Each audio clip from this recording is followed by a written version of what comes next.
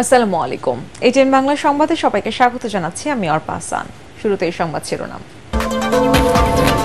14 দলের বৈঠকে জামায়াত শিবিরের রাজনীতি নিষিদ্ধের সিদ্ধান্ত জানালেন ওবায়দুল কাদের। 2-1 দিনের মধ্যে সরকার বাস্তবায়ন করবে আশা নেতাদের। কোটা আন্দোলন ঘিরে সংঘর্ষে নিহতদের স্মরণে সরকারিভাবে আজ সারা দেশে পালিত হবে একদিনের শোক। সাম্প্রতিক সহিংসতায় 150 জনের মৃত্যুর তথ্য জানালো স্বরাষ্ট্র মন্ত্রণালয়। আন্দোলনে গুলি না চালানোর নির্দেশনা চেয়ে রিটের শুনানি শেষ। ডিবি অফিসে সমন্বয়কদের খাওয়ানোর ছবি প্রকাশ। জাতিসংঘে মশকরা, মন্তব্য উচ্চ আদালতের।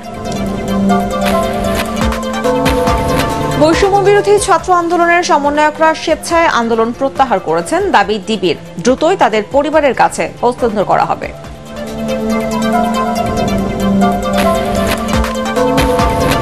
এবং পোশাক খাতে 4 দিনে ক্ষতি 6,500 কোটি টাকা। সাম্প্রতিক পরিস্থিতি নিয়ে উদ্বিগ্ন ক্রেতারা, আস্থা ফেরানোই বড় চ্যালেঞ্জ বলছেন ব্যবসায়ী ও অর্থনীতিবিদরা। শুনছিলেন সংবাদ শিরোনাম, এবারে বিস্তারিত। জননিরাপত্তার স্বার্থে জামায়াত শিবিরের রাজনীতি নিষিদ্ধ করার সিদ্ধান্ত নিয়েছে 14 দল। গণভবনে প্রধানমন্ত্রী শেখ হাসিনার সভাপতিত্বে অনুষ্ঠিত বৈঠকে এই সিদ্ধান্ত নেওয়া হয়। সরকার 2-1 দিনের মধ্যেই সিদ্ধান্ত বাস্তবায়ন করবেন বলে জানান জোট নেতারা। এ সময় প্রধানমন্ত্রী বলেন, আন্দোলনকে ঘিরে জঙ্গিবাদী কর্মকাণ্ড চালিয়েছে বিএনপি জামায়াত শিবির। বিস্তারিত আপেল মাহমুদের রিপোর্টে। সরকারি হিসেবে সম্প্রতি কোটা আন্দোলনকে কেন্দ্র করে সারা দেশের সহিংসতায় নিহত হন 150 জন ও আহত হন কয়েক হাজার মানুষ। সাম্প্রতিক এই ধ্বংসযজ্ঞের জন্য জামায়াত শিবির ও বিএনপিকে দায়ী করে আসছে সরকার। এমন পরিস্থিতিতে গণভবনে প্রধানমন্ত্রী শেখ হাসিনার সভাপতিত্বে অনুষ্ঠিত হয় 14 দলের জরুরি বৈঠক। দেশকে ধ্বংস করতেই সারা দেশে জামায়াত বিএনপি নাশকতা চালিয়েছে বলে জানান সরকার প্রধান। বাংলাদেশটাকে যেন ধ্বংস করে ফেলা, এটাই তাদের। এবার আর এখানে যারা ওই শিবির, ছাত্রদল, বিএনপি, জামাত এরাই কিন্তু, এবং জঙ্গিরা এরাই কিন্তু আজকে আমাদের উপর থাবা দিয়েছে। বৈঠক শেষে জামাত বিএনপিকে নিয়ে নেওয়া সিদ্ধান্তের কথা জানান জোটের নেতারা। 14 দলের এই সভায় সর্বসম্মতিক্রমে সিদ্ধান্ত হয় জামাত শিবির গোষ্ঠীর অপশক্তির রাজনীতি নিষিদ্ধ করার জন্য। জামাত শিবির নিষিদ্ধ করার সর্বসম্মত সিদ্ধান্ত গৃহীত।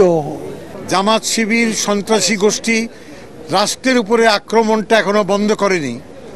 তাই রাজনীতিকে রক্ষা করতে হলে জঙ্গি সশস্ত্র গোষ্ঠীর রাজনীতি নিষিদ্ধ করার দরকার। আমরা আশা করি মাননীয় প্রধানমন্ত্রী এ ব্যাপারে তার প্রয়োজনীয় ব্যবস্থা গ্রহণ করবেন।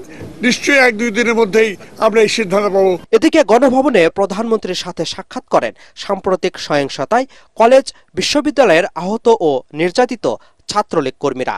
দাবি আদায়ের নামে সরকার হঠাতে গিয়ে বিশ্বে বাংলাদেশকে ছোট করা হয়েছে বলেও জানান সরকার প্রধান। আজকে যেখানে যাবে বাংলাদেশ শুনলে একটা সমীকরণ এবং মর্যাদার সাথে থাকে, কিন্তু তাদের এই আন্দোলন করে আর আমাকে খাটো করতে যে বাংলাদেশটাকে কোথায় টেনে নামালো সেটা একবার বোধহয় তারা চিন্তা করে না।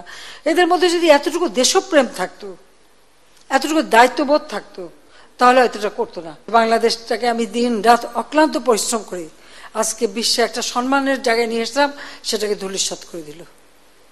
এটাই হচ্ছে সবচেয়ে দুঃখের। কোটা আন্দোলন চালাতে গিয়ে সংগঠনগুলো কোথা থেকে আর্থিক সহায়তা পেয়েছে সেই প্রশ্নও রাখেন প্রধানমন্ত্রী শেখ হাসিনা। প্রতিদিনে তার আন্দোলন এসে যে খরচ, কে দিয়েছে টাকা? Apple Mahmud, ATN Bangla, Dhaka.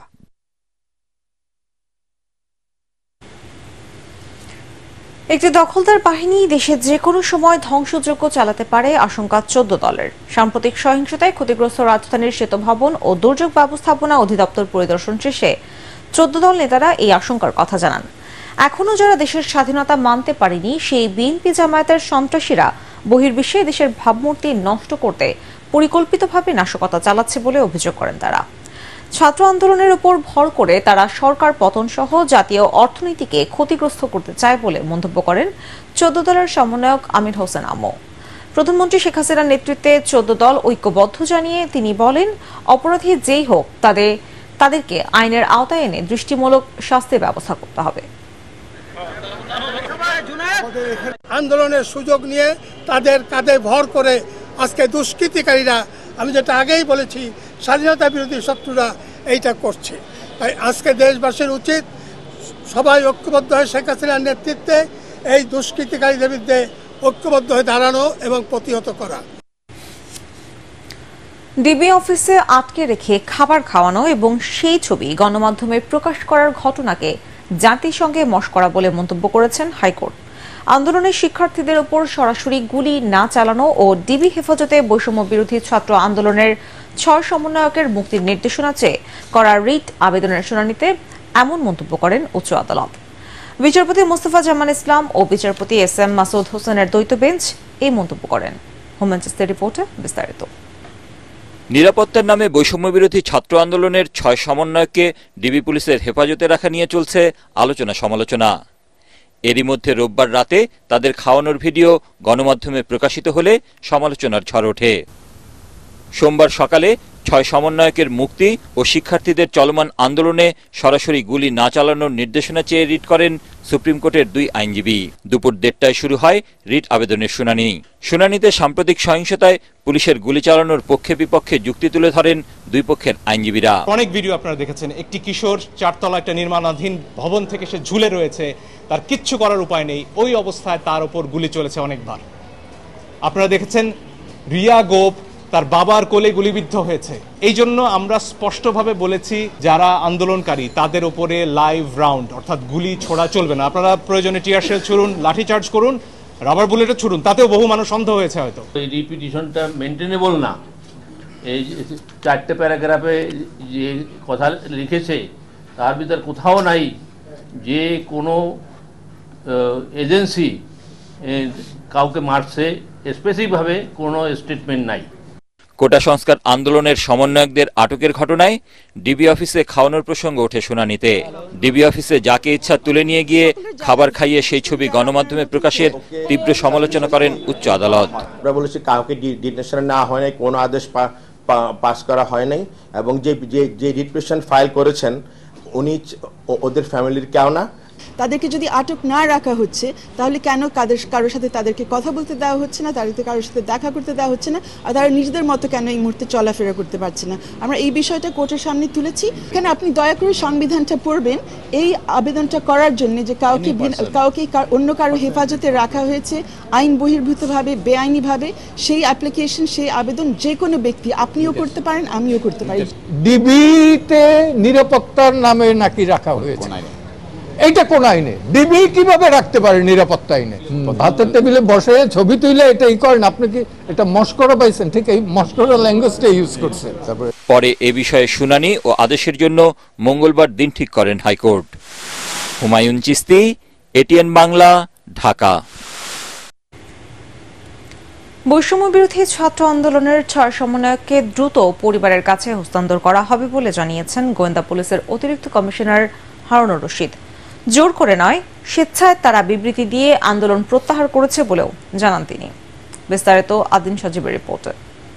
সার্বিক স্বার্থে আমরা এই মুহূর্তে থেকে আমাদের কর্মসূচি প্রত্যাহার করছি। কোটা সংস্কার আন্দোলন প্রত্যাহার করে বৈষম্য বিরোধী 6 সমন্বয়কের ভিডিও বার্তা নিয়ে চলছে নানা আলোচনা বিশ্লেষণ।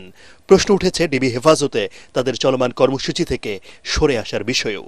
তবে গোয়েন্দা পুলিশের অতিরিক্ত কমিশনার হারুনুর রশিদের দাবি, সরকার মূল দাবি মেনে নেয় তারাই কর্মসূচি প্রত্যাহারের কথা জানান স্বেচ্ছায়। এখানে কাউকে হেনস্থা করা বা কারো প্রতি অন্যায় আচরণ করা সেটা ডিবি কখনোই করে না। অলরেডি কিন্তু তারা ঘোষণা করেছে যে তারা নাই, এই আন্দোলনে তারা নাই। এটাও একটা গুজব ছড়িয়েছে, আমরা দেখেছি গতকাল রাতে, যে তারা স্বেচ্ছায় বিবৃতি দেয় নাই। রোববার রাতেই ওই ভিডিও বার্তার পর তা প্রত্যাখ্যান করে সংবাদ বিজ্ঞপ্তিতে সারা দেশে বিক্ষোভ কর্মসূচি দেয় ছাত্র আন্দোলনের অন্য সমন্বয়করা। তাদের সাবধান করে ডিবির এই শীর্ষ কর্মকর্তা বলছেন এসব গুজব ছড়ানো হচ্ছে। জোর করে কোনো বিবৃতি নেওয়া হয় না।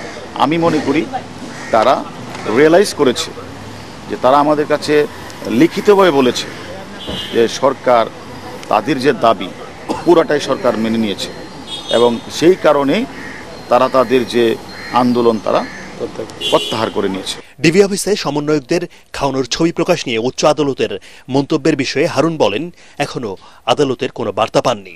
এটা আমরা এখনো পাইনি, এগুলি আসলে বলেছেন কিনা এটা আমরা এখনো পাইনি। এর আগে ডিবি হেফাজতে থাকা 6 সমন্বয়কের সঙ্গে দেখা করেন তাদের পরিবারের সদস্যরা। তেমন কোনো কি করা হয়নি, এরা যা চাইছে তা পাইছে, কোনো প্রেশার হয় নাই, স্বেচ্ছায় খুব ভালো আছে। জিজ্ঞাসা করছি, তারপরে বলছে আমি ভালো আছি। গত শুক্রবার হাসপাতালে চিকিৎসাধীন থাকা 3 সমন্বয়ক নাহিদ, আসিফ ও বাকেরকে নেওয়া হয় ডিবি হেফাজতে। এরপর সার্জিস, হাসনাত ও নুসরাতকে রাজধানীর বিভিন্ন স্থান থেকে তুলে আনা হয়। আদিন সজীব, এটিএন বাংলা, ঢাকা। দেশের চলমান পরিস্থিতি নিয়ে বিদেশি ক্রেতারা উদ্বিগ্ন বলে জানিয়েছেন বিজিএমইএ সভাপতি এস.এম. মান্নান কোচি। রাজধানীর উত্তরা বিজিএমইএ ভবনে বায়ার্স ফোরামের সাথে বৈঠক শেষে তিনি কথা বলেন। তবে বাংলাদেশ থেকে ক্রয় আদেশ বাতিল না করার নিশ্চয়তা দিয়েছেন ক্রেতারা। এ সময় নিরবচ্ছিন্ন ইন্টারনেট সেবা প্রদান সহ রফতানি বান্ধব পরিবেশ বজায় রাখার আহ্বান জানান বিজিএমইএ সভাপতি। কোনো ক্রয়দেশ বাতিলও হবে না, ডিসকাউন্টও হবে না, এয়ার শিপমেন্ট হবে না, এ বিষয়ে তারা আমাদেরকে আশ্বস্ত করেছেন। ইন্টারনেট সেবা আরও নিরবচ্ছিন্ন করার জন্য তারা আমাদের কাছে রিকোয়েস্ট করেছেন। আমাদের ৭,৪০০ কোটি টাকার আমাদের এর মধ্যে ক্ষতি হয়েছে। কোটা আন্দোলনের সহিংসতায় পোশাক খাতে 4 দিনে প্রায় 6,500 কোটি টাকার ক্ষয়ক্ষতি হয়েছে বলে দাবি করেছে বিজিএমইএ। প্যাকেজিং, পরিবহন ও এই শিল্পের সহায়ক ব্যবসায় আর্থিক ক্ষতি ছাড়িয়েছে 30,000 কোটি টাকা। তবে দীর্ঘমেয়াদে বেশি ক্ষতি হয়েছে দেশের ব্র্যান্ডিংয়ে। ক্রেতাদের মধ্যে আস্থার সংকট দূর করাই এখন সবচেয়ে বড় চ্যালেঞ্জ বলে মনে করেন ব্যবসায়ী ও অর্থনীতিবিদরা। শরফুল আলমের রিপোর্টে বিস্তারিত। কোটা আন্দোলনের সময় দুর্বৃত্তের হামলায় সবচেয়ে বেশি বাধাগ্রস্ত হয়েছে দেশের রপ্তানিমুখী তৈরি পোশাক শিল্প। পরিবহন সেবা বন্ধ থাকায় ব্যাহত হয় কাঁচামাল আমদানি ও পণ্য রপ্তানি সেবা। স্থবির হয়ে পড়ে চট্টগ্রাম বন্দরের সব ধরনের কার্যক্রম। সময়মতো পরিবহন করতে না পেরে কোনো উদ্যোক্তাদের বিমানেই পোশাক রপ্তানি করতে হয়েছে। শীত মৌসুমে পণ্যের অর্ডার পাওয়ার এই সময়ে ইন্টারনেট বন্ধের কারণে ক্রেতাদের সাথে সময়মতো যোগাযোগ করা যায়নি। এতে তৈরি পোশাকের নতুন ক্রয়াদেশ কমে গেছে বলে জানিয়েছেন ব্যবসায়ীরা, যা অর্থনীতিতে নতুন করে আর্থিক সংকট তৈরি করেছে বলে মনে করছেন তারা। 4 দিন একদম টানা প্রোডাকশন লঞ্চ হয়েছে। এইটার ইম্প্যাক্টে আমাদের পোর্টে একটা কনজেশন তৈরি হয়েছে। শুধু গার্মেন্ট সেক্টরের লস হয়েছে হলো 6,700 কোটি টাকা। ইনডাইরেক্ট যেগুলো হয়েছে অ্যাক্সেসরিজ, ফ্যাব্রিক, ম্যানুফ্যাকচারার, যেটা সেটা মিলে আমরা আসলে টোটাল কস্টটা আমরা কাজ করছি। যখন কানেক্টিভিটি একটু লেস ছিল বা আমরা একদম ব্ল্যাক আউট ছিলাম, এটাতে বায়ারদের আস্থার একটা সংকট তৈরি হয়েছিল, যেটা আমরা ওভারকাম করার চেষ্টা করছি। আমরা বিজিএমইএ থেকে বায়ার্স ফোরামের সাথে সার্বক্ষণিক যোগাযোগ রাখছি, তাদের সাথে আমরা বোঝানোর চেষ্টা করছি যে এটা একটা সাময়িক বিচ্ছিন্ন ঘটনা ছিল। পোশাকের বাইরে পরিবহন, তথ্য যোগাযোগ, কুরিয়ার, ব্যাংক, বীমা ও গার্মেন্টস শিল্পের সাথে সহায়ক শিল্পের আর্থিক ক্ষয়ক্ষতিও বেড়েছে। কোটা আন্দোলনে ব্যবসা বাণিজ্য প্রভাবিত হয়েছে জানিয়ে টাস্কফোর্স তৈরি করে অগ্রাধিকার দিয়ে পোশাক শিল্প রপ্তানি সচল রাখার পরামর্শ বিশ্লেষকদের। অন্তত 7 দিনে আমাদের প্রায় 25 থেকে 30,000 কোটি টাকার একদম সরাসরি কিন্তু এটা ক্ষতি হয়েছে এই তৈরি পোশাক খাতে। অর্ডার চলে গেছে আমাদের যে প্রতিযোগী দেশ ভারত, পাকিস্তান, শ্রীলঙ্কা এবং ভিয়েতনামে। তো সেগুলো আবার উদ্ধার করে আবার বাংলাদেশে নিয়ে আসা পরবর্তী সময়ের জন্য, তো সেটাও একটু কস্টলি হবে। তাই আমি মনে করি যে আমাদের সবচাইতে বেশি যে ক্ষতিগ্রস্ত কয়েকটা খাত, তার মধ্যে কিন্তু আমাদের যে আরএমজি সেক্টর সেটা প্রথম দিকে পড়বে, এবং এর পাশাপাশি ব্যাংকিং খাতও অনেকটা ক্ষতিগ্রস্ত হয়েছে, এবং এই ব্যাংকিং খাতটাও কিন্তু আমাদের এই যে আরএমজি সেক্টরের সাথে লিঙ্ক। তো সুতরাং সব মিলে আমাদের অর্থনীতির একটা বড় রকমের ক্ষতি হয়েছে আমাদের এই যে গত কয়েকদিনের ঘটনায়। শিক্ষার্থীদের আন্দোলনে বিদেশে নতুন করে আস্থা সংকট তৈরি হয়েছে। সংকট দূর করতে নীতি নির্ধারকদের পাশাপাশি সুশীল সমাজকেও এগিয়ে আসার আহ্বান জানিয়েছেন গবেষকরা।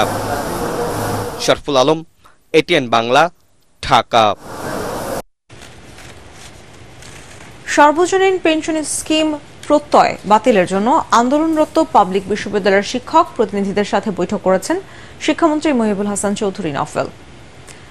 সচিবালয়ে এই বৈঠক অনুষ্ঠিত হয়। এতে প্রধানমন্ত্রীর শিক্ষা উপদেষ্টা কামাল আব্দুল নাসের চৌধুরী, শিক্ষা প্রতিমন্ত্রী শামসুন নাহার চাপা, সাবেক শিক্ষামন্ত্রী নুরুল ইসলাম নাহিদ উপস্থিত ছিলেন। বৈঠকের বিষয়ে আনুষ্ঠানিকভাবে কোনো কিছু জানাননি শিক্ষামন্ত্রী। এছাড়া শিক্ষা প্রতিষ্ঠান খুলে দেওয়ার বিষয়ে তিনি বলেন, আপাতত সম্ভাবনা না থাকলেও জননিরাপত্তা বিষয়ক কমিটি পরিস্থিতি পর্যবেক্ষণ করছেন। তাদের পরামর্শ পেলে তখন শিক্ষা প্রতিষ্ঠান খুলে দেওয়ার সিদ্ধান্ত নেওয়া হবে বলে জানান শিক্ষামন্ত্রী। ছাত্র আন্দোলনকে পুঁজি করে কোনো পক্ষ নিজেদের এজেন্ডা বাস্তবায়নে দেশজুড়ে সহিংসতা চালিয়েছে বলে মন্তব্য করেছেন প্রধানমন্ত্রীর প্রেস সচিব ও সিনিয়র সাংবাদিক নাইমুল ইসলাম খান। এটিএন বাংলার জনপ্রিয় টক শো ইস্পাহানি মির্জাপুর শুভরাত্রি অনুষ্ঠানে আলোচনায় এসব কথা বলেন তিনি। অন্যদিকে সঠিক ও বস্তুনিষ্ঠ সংবাদ প্রচারে গণমাধ্যমের প্রতি আহ্বান জানান অনুষ্ঠানটির সঞ্চালক ও এটিএন বাংলার নির্বাহী পরিচালক হাসান আহমেদ চৌধুরী কিরণ। খায়রুল রোস্তমের রিপোর্টে বিস্তারিত। নির্দেশনা চাওয়া হয়েছে, এটি নিয়ে আপনি এই বিষয়টা কিভাবে দেখছেন? এটিএন বাংলার জনপ্রিয় টক শো ইস্পাহানি মির্জাপুর শুভরাত্রি অনুষ্ঠানে সাম্প্রতিক প্রেক্ষাপট নিয়ে আলোচনার জন্য প্রতিষ্ঠানটির প্রধান কার্যালয়ে অতিথি হিসেবে হাজির হন প্রধানমন্ত্রীর প্রেস সচিব সিনিয়র সাংবাদিক নাইমুল ইসলাম খান। সকল শ্রেণীর পেশার মানুষকে, ছাত্র, শিক্ষক, অভিভাবক, চাকরিজীবী, ব্যবসায়ী, আইনজীবী, যারা যেখানে আছেন না কেন, আমরা একটা অহিংস অবস্থায় বাংলাদেশকে দেখতে চাই। এ সময় অনুষ্ঠানটির সঞ্চালক হাসান আহমেদ চৌধুরী কিরণ বর্তমান আলোচিত বিভিন্ন ঘটনার প্রশ্নের সম্মুখীন করেন নাইমুল ইসলাম খানকে। বা তার চেয়েও অনেক অনেক অনেক গুরুত্বপূর্ণ কতগুলি জীবন ঝরল। জ্যেষ্ঠ এই সাংবাদিক বলেন, শুরুর দিকে কোটা আন্দোলন শান্তিপূর্ণভাবে পালন হলেও পরবর্তীতে কোনো এক অশুভ শক্তির যোগসাযোগে তা সহিংসতায় রূপ নেয়। এর ফলে নিহত হয় অসংখ্য মানুষ। এখানে আমি তো মনে করি না যে শক্তি একটাই ছিল। ধরেন কারোর হয়তো যে গভর্নমেন্টকে ফেল করানো, গভর্নমেন্টকে কাবু করা, কারোর হয়তো সরকারের পতন ঘটানো, কারোর তো এমনও হইতে পারে যে শেখ হাসিনার হত্যাকাণ্ডের আয়োজন করা, কারণ গণভবন ওয়াজ অলসো টার্গেট। দোষীদের খুঁজে বের করে দ্রুত আইনের আওতায় আনার দাবি সাংবাদিক নাইমুল ইসলাম খানের, এবং কোন নিরপরাধ ব্যক্তি হয়রানির শিকার না হয় সে বিষয়েও আইন শৃঙ্খলা বাহিনীর নজর রাখতে হবে বলে জানান তিনি। তদন্তের জন্য যে টেকনোলজিক্যাল অ্যাডভান্টেজেস গুলি আছে সব ব্যবহার করে আমরা এটা খুঁজে পেতে চাই প্রিসাইজলি কোন ঘটনায় কে দায়ী। মিডিয়ার নজরদারি বাড়ানোর পাশাপাশি সঠিক সংবাদ প্রচার করার আহ্বান জানান প্রধানমন্ত্রীর এই প্রেস সচিব। এই যে জায়গাটাতে মিডিয়ার কাজ করার অনেক কিছু আছে, আমি এটা কিন্তু এখান থেকে আমাদের এক্সপেরিয়েন্স নিতে হবে, আমাদের লেসন নিতে হবে, ভবিষ্যতে মিডিয়ার ভূমিকা নিয়ে। দেশ ও জনগণের ক্ষতি হয় এমন সংবাদ প্রচার থেকে গণমাধ্যমের বিরত থাকা উচিত বলেও মনে করেন প্রধানমন্ত্রীর প্রেস সচিব সিনিয়র সাংবাদিক নাইমুল ইসলাম খান। খায়রুল ইসলাম, এটিএন বাংলা, ঢাকা। দ্রুত শিক্ষা প্রতিষ্ঠান খুলে অনলাইনে ক্লাস শুরুর দাবি জানিয়েছেন ঢাকা উত্তর সিটি কর্পোরেশন এলাকার বিভিন্ন শিক্ষা প্রতিষ্ঠানের শিক্ষকরা। একই সাথে নিহত ও আহত শিক্ষার্থীর পরিবারের পাশে দাঁড়ানো সহ 12 দফা দাবি জানিয়েছেন তারা। রাজধানীর গুলশানে নগর ভবনে শিক্ষার সুষ্ঠু পরিবেশ নিশ্চিত করতে করণীয় শীর্ষক মতবিনিময় সভায় তারা এসব দাবি জানান। উত্তরের মেয়র আতিকুল ইসলাম জানান, সিটি এলাকার শিক্ষকদের এসব দাবি লিখিত আকারে তিনি প্রধানমন্ত্রী শেখ হাসিনার কাছে পৌঁছে দেবেন। কিভাবে আবার আমরা সুন্দরভাবে এই কোমলমতি যারা আছেন, যারা আজকের থেকে 10 বছর পরেই হোক, 15 বছর পরে হোক, তারাই তো এই দেশ পরিচালনা করবে। সুতরাং তাদেরকে কিভাবে আবার শিক্ষার মাধ্যমে আবার নর্মাল জীবনযাপন আসতে পারে, সেই ব্যাপারে আমাদের পক্ষ থেকে, ঢাকা উত্তর সিটি কর্পোরেশনের পক্ষ থেকে আমি মনে করি আমরা সর্বাত্মক চেষ্টা আমরা সরকারকে দিব। সরকারের অবজ্ঞা, উস্কানিমূলক মন্তব্য ও অদূরদর্শী পদক্ষেপের কারণে কোটা সংস্কার আন্দোলন সহিংস রূপ নিয়েছে দাবি করে এর দায় নিয়ে সরকারকে পদত্যাগের আহ্বান জানিয়েছে ইসলামী আন্দোলন বাংলাদেশ।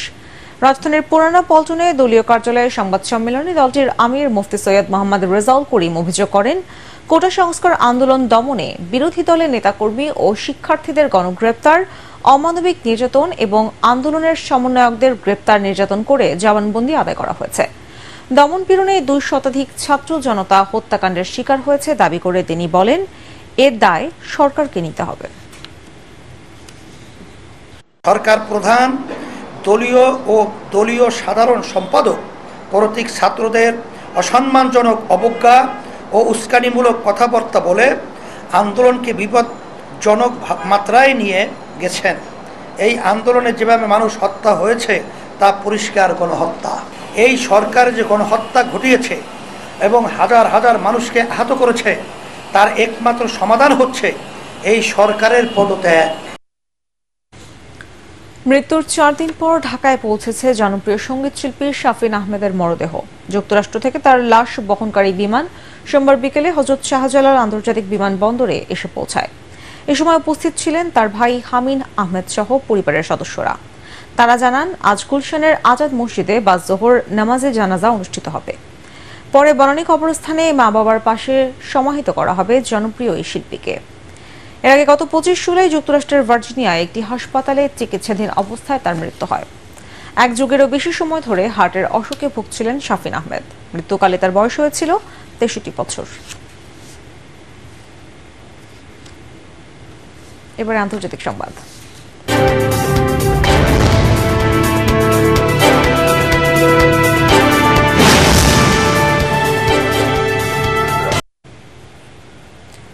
ফিলিস্তিনিদের সহায়তায় প্রয়োজনে ইসরায়েলে অভিযান চালানো হবে বলে হুঁশিয়ারি দিয়েছেন তুরস্কের প্রেসিডেন্ট রিসেপ তাইপ এরদোয়ান।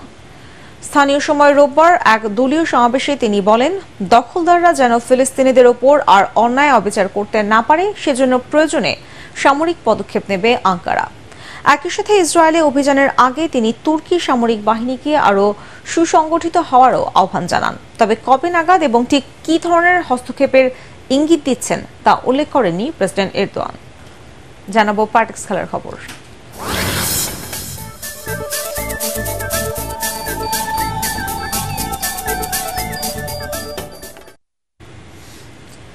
চারশো মিটার মিডলেতে জলদানব মাইকেল ফিলিপসের রেকর্ড ভাঙলেন ফ্রান্সের 17 লিওনেল মার্চেন্ট। এদিকে অলিম্পিকে স্মরণীয় করে রাখতে আয়োজন করা হয়েছে ফ্যাশন শো এর। অপরদিকে প্যারিস অলিম্পিক গেমসের চতুর্থ দিনে পদক তালিকার শীর্ষে উঠেছে চীন। পরগরমানের রিপোর্ট। দিনকে দিন রেকর্ড ভাঙার গড়ায় মেতে উঠেছে প্যারিস অলিম্পিক। এবার জলদানব মাইকেল ফেলপসের রেকর্ড ভাঙলেন ফরাসি তরুণ লিওন মার্চান্ট। সাঁতারের 400 মিটার মিডলেতে 4 মিনিট 2.95 সেকেন্ড সময় নিয়ে নতুন অলিম্পিক রেকর্ড গড়েন মার্চান্ট। 8 বছর পর নতুন চ্যাম্পিয়ন পেল পুরুষ 100 মিটার ব্রেস্টস্ট্রোক। টানা 2বার অলিম্পিক চ্যাম্পিয়ন যুক্তরাজ্যের অ্যাডাম পিটিকে হারিয়ে স্বর্ণ জিতেছেন ইটালির নিকোলো মার্টিনেগি। তিনি সময় নেন 59.03 সেকেন্ড। মেয়েদের 100 মিটার বাটারফ্লাই স্বর্ণ জিতেছেন যুক্তরাষ্ট্রের তরি হুসকে। তিনি সময় নেন 55.59 সেকেন্ড। এদিকে মেয়েদের 100 মিটার এয়ার রাইফেলে সোনার পদক জয় করেন দক্ষিণ কোরিয়ার স্কুল পড়ুয়া 16 বছর বয়সী বান হিউইন। তিনি চীনের হুয়াং ইউতিংকে পরাজিত করেন। দুজনের স্কোর 251.8 হওয়ার পর শুট অফে স্বর্ণ জেতেন বান হিউইন। ছেলেদের 10 মিটার এয়ার রাইফেলের সোনা জিতেছেন চীনের শেং লিউ হাও।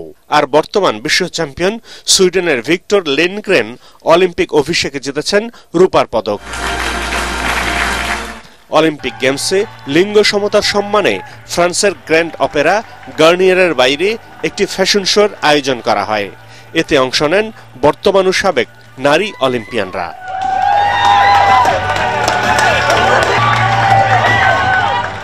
পরাগামান, এটিএন বাংলা।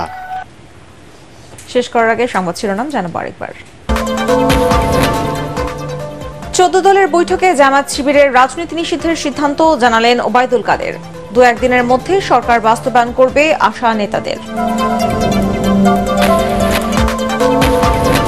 কোটা আন্দোলন ঘিরে সংঘর্ষে নিহতদের স্মরণে সরকারিভাবে আজ সারা দেশে পালিত হবে একদিনের শোক। সাম্প্রতিক সহিংসতায় 150 জনের মৃত্যুর তথ্য জানালো স্বরাষ্ট্র মন্ত্রণালয়।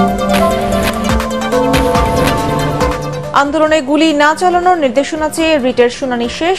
ডিবি অফিসে সমন্বয়কদের খাওয়ানোর ছবি প্রকাশ, জাতিসংঘে মশকরা, মন্তব্য উচ্চ আদালতের। বৈষম্য বিরোধী ছাত্র আন্দোলনের সমন্বয়করা স্বেচ্ছায় আন্দোলন প্রত্যাহার করেছেন, দাবি ডিবির। দ্রুতই তাদের পরিবারের কাছে হস্তান্তর করা হবে।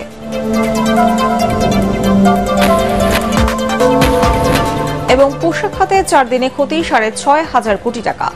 সাম্প্রতিক পরিস্থিতি নিয়ে উদ্বিগ্ন ক্রেতারা, আস্থা ফেরানোই বড় চ্যালেঞ্জ বলছেন ব্যবসায়ী ও অর্থনীতিবিদরা। পরবর্তী সংবাদ দেখার আমন্ত্রণ জানিয়ে এখনকার মতো শেষ করছি। এটিএন বাংলা সংবাদ ইউটিউবে দেখতে ব্রাউজ করুন youtube/এটিএন বাংলা নিউজ। ধন্যবাদ সবাইকে।